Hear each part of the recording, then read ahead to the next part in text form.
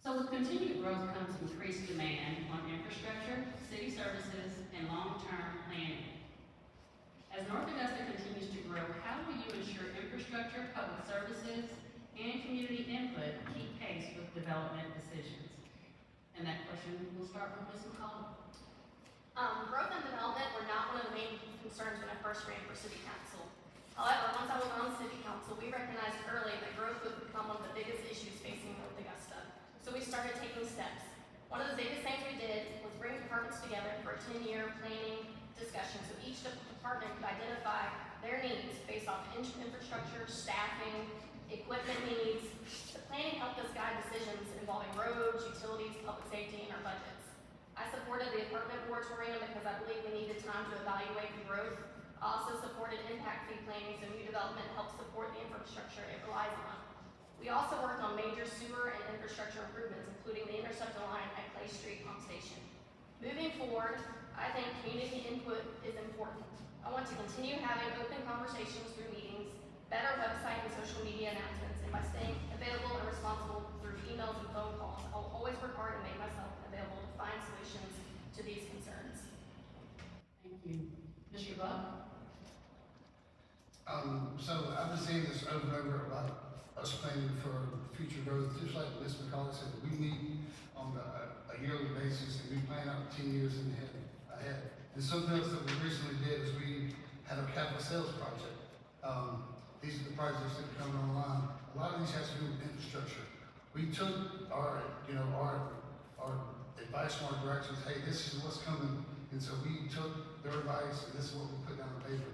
And this is the infrastructure that's coming, from public safety to public works to Parks and Rec, from all the departments across the board.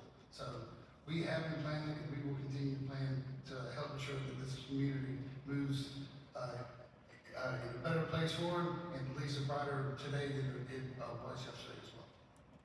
Thank you. Mr. Chancey? Well, I would support a stronger review for impact reviews for significant projects and developments. I would push for earlier involvement, a meaningful public engagement, letting them know when we're going to have these meetings, what's going to be involved, what's going to be on the agenda. Let's push the information out to the public so they'll have a chance to come up and speak before a major vote happens. I would support earlier notifications, clear public information and opportunities through affected neighborhoods and businesses to speak up. I believe that accountability is critical. If developers make commitments related to roads, drainage, utilities, landscaping, and other improvements, I believe that the city should track those commitments and make sure that they are completed instead of just relying on the developer to get it done. I would support long-term structure planning that identifies where future growth makes sense and where improvements need to happen first. That gives the city a better roadmap and gives residents confidence. And growth is important, but if it has to be balanced with planning, transparency, and protecting quality of life, that needs to be done and in a transparent and responsible way. Thank you. Ms. Waldrop? Well, we keep hearing about the comprehensive plan. I think I brought it up as well. I think a 5-year review of that is due right now, but honestly, I think that sort of plan needs to be reviewed about every 2 years. I think that we need to take a look at that plan. We need to dial back some things in that plan so that our infrastructure has time to catch up with what we already are seeing. Just to bring to your attention, I believe, if my count is somewhat correct, we have a total of 1,263 apartments already being built or built right now. With down at Riverside, there are 315 alone down at Riverside. So if you can imagine the number of cars that each one of those apartments bring, and then triple or quadruple that across the city, goes to from down Martintown Road, between those two extra developments there, plus a few more. And plus we have Parkers, by the way, already built on the opposite side of Martintown Road from the high.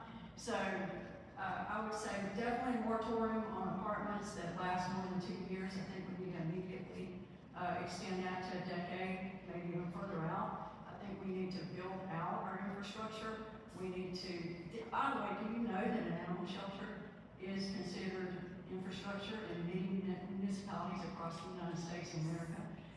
So I think we really need to consider public safety, all the services they provide, including that. We need to partner with, like I said earlier, nonprofits. Let's figure out how we can get ourselves, our feet under ourselves before we do much more. Thank you. Mr. Shellhorse? Yeah, I think Tabitha said it well. We're at a critical juncture. I live out by exit 1 on Bergen Road.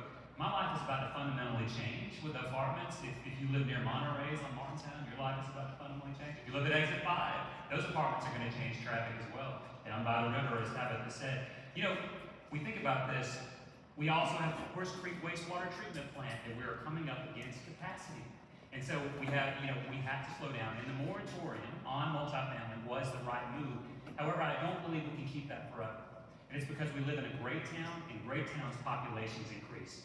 People want to move here. They want to leave bad towns and come here. And as the population grows, our housing supply has to keep up with it. Else, housing becomes even more unaffordable than it already is. So it's a tricky threat. It's a tricky thing to balance. However, we have to grow in the right way. And so we have to preserve the character of our town. We have to have approved tree canopies and vegetative buffers and all of those things. We will grow just like children grow. However, we have to do that in the right way. And keeping up with infrastructure is absolutely imperative. I want to make sure that happens at council. Thank you. Thank you.